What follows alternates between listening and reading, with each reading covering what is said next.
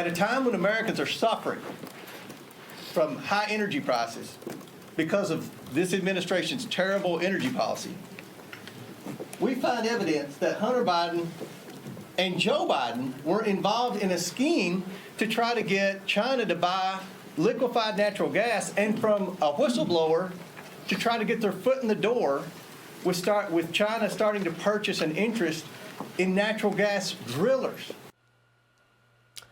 That was the soon-to-be chairman of the House Oversight Committee, James Comer. House Republicans say that Joe Biden was directly involved in his son Hunter's business dealings, including ones with the Chinese Communist Party, where he was selling influence and time with his father. Joining me right now is the Wall Street Journal Main Street columnist and former speechwriter for President George W. Bush. Bill McGurn is here. Bill, great to see you. Thanks so much for being with us. You know, all morning long, I've been trying to connect the dots to the risk of national security issues around this story. You know, it's interesting to see the Democrats this morning and in the last few days go toward the question of, is this political? You know, I mean, the last 2 years have been nothing but political in terms of attacking Donald Trump and Republicans, and yet now that the Republicans will soon have the gavel, we're questioning whether or not this is important or not. Your thoughts? Well, I think the day of reckoning is coming. You know, there's so many lies about Hunter Biden from Joe Biden, from the intelligence officers who implied that the laptop was disinformation, from the social media giants. There's so many lies about him. It would be good to get the story. However, that said, no one would like to see justice for Hunter Biden more than I would.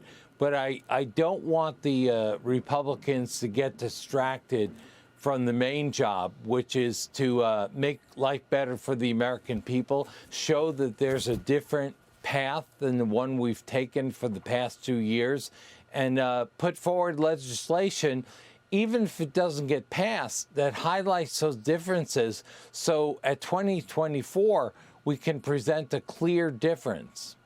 Yeah, good point. So how can they do that? What is the legislation that they could present, and what kind of bad policy can they stop out of Joe Biden? Well, here's a couple of things. I'd like to see them claw back some of the spending that's fueled inflation.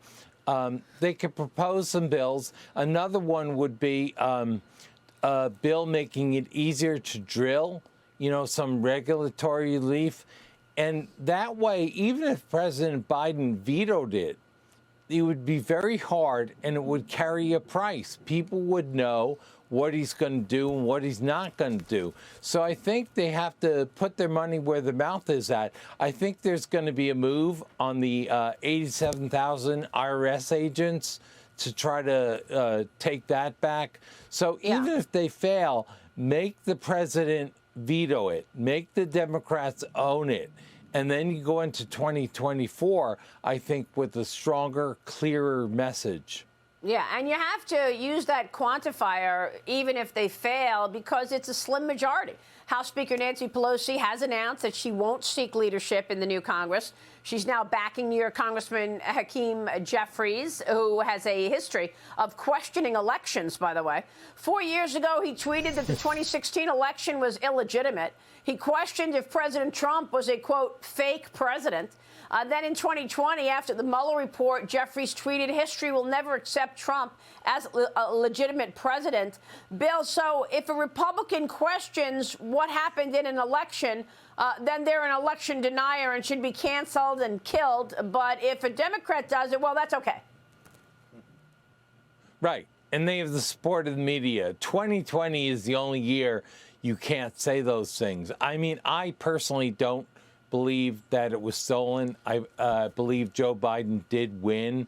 I don't like some of the election rules in states about early voting, but that was done before Election Day. But you point to a glaring double standard. You know, it's incredible. Like, one is considered beyond the pale, a threat to democracy, and the other is business as usual. I think the American people see that. Yeah, and I was really struck the other day when Christopher Wray was under oath testifying, and he was asked whether or not there were confidential human sources dressed as Trump supporters on January 6th.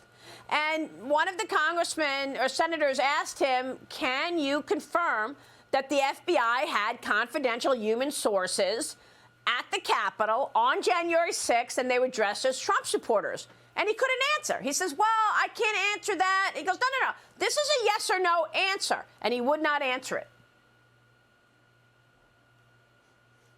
Yeah, I think Christopher Wray has been a big disappointment. And one of the things that is legitimate for the Congress is oversight of the FBI.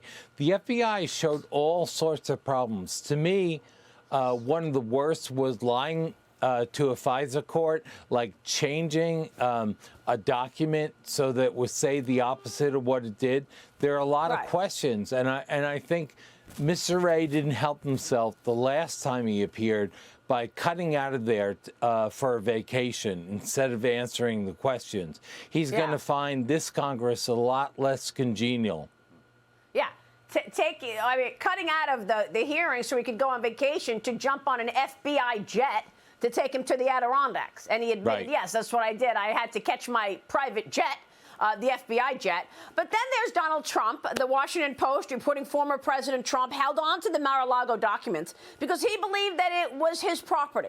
And he wanted to keep them as mementos or trophies. Bill, your thoughts on this?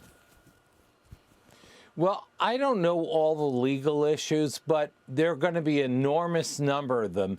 This is going to be litigated for some time.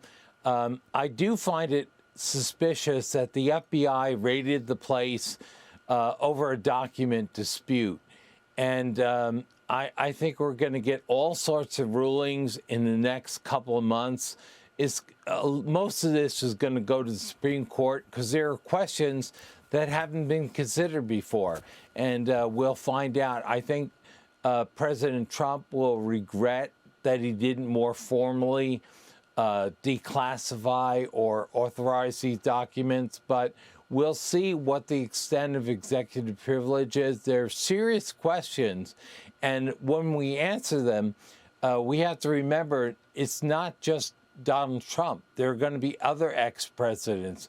We have to worry about what precedent we're going to set. Yeah.